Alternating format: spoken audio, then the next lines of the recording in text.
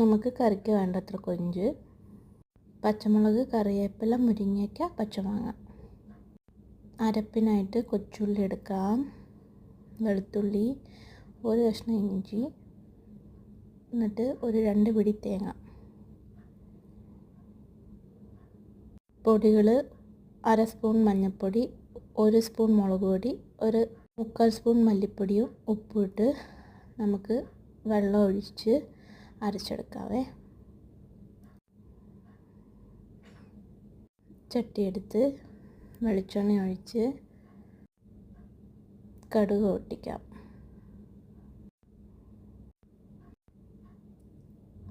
കടുക് നല്ലതായിട്ട് പൊട്ടി വരുമ്പോഴത്തേക്ക് അതിനകത്ത് കുറച്ച് മഞ്ഞൾപ്പൊടിയും കുറച്ച് മുളക് പൊടിയും കൂടി ഇടാം. ഇത് ഒരു മണം വരാനാണ് നമ്മളിടുന്നത്. കറിവേപ്പില, പിന്നെ അരച്ച് വെച്ചേക്കുന്ന അരപ്പ് കുറച്ച് വെള്ളവും ചേർത്ത് ഒഴിക്കാം.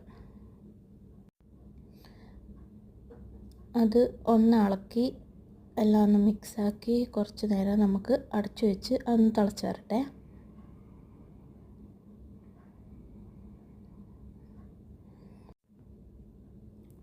അരപ്പ് നന്നായി ഒന്ന് തിളച്ച് വന്നതിന് ശേഷം നമുക്ക് അരിഞ്ഞ് വെച്ചേക്കുന്ന പച്ചമുളകും മുരിങ്ങയ്ക്കയും പച്ചമാങ്ങയും കൂടെ ചേർത്ത് എല്ലാം ഒന്ന് ഇളക്കി മിക്സാക്കിയിട്ട് അടച്ചു വെച്ചേക്കാം.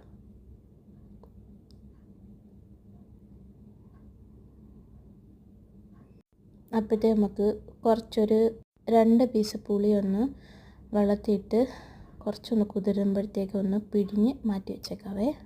ഇതിൻ്റെ ഇടയ്ക്ക് കറി തിളച്ച് വന്ന് നോക്കിയിട്ട് നമുക്ക് കൊഞ്ച് ആഡ് ചെയ്ത് കൊടുക്കാം. എല്ലാം ഒന്ന് ഇളക്കി യോജിപ്പിച്ച് മിക്സാക്കി വെക്കണം.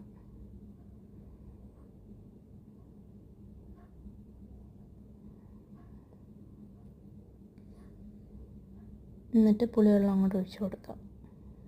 മാങ്ങയ്ക്ക് പുളി ഉണ്ടെങ്കിൽ പുളിവെള്ളം നമുക്ക് ഒഴിവാക്കാം. എല്ലാം ഇളക്കി മിക്സാക്കിയിട്ട് നമുക്ക് അടച്ചു വെച്ച് വേവിക്കാം.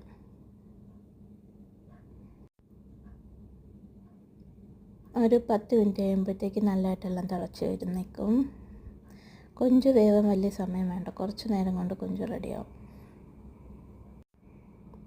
നല്ലതായിട്ട് എണ്ണയെല്ലാം തെളിഞ്ഞതിന് ശേഷം നമുക്ക് ചാറ് വേണ്ടതുകൊണ്ട് നമുക്ക് ഇപ്പം തന്നെ നമുക്കങ്ങ് ഓഫ് ചെയ്യാം.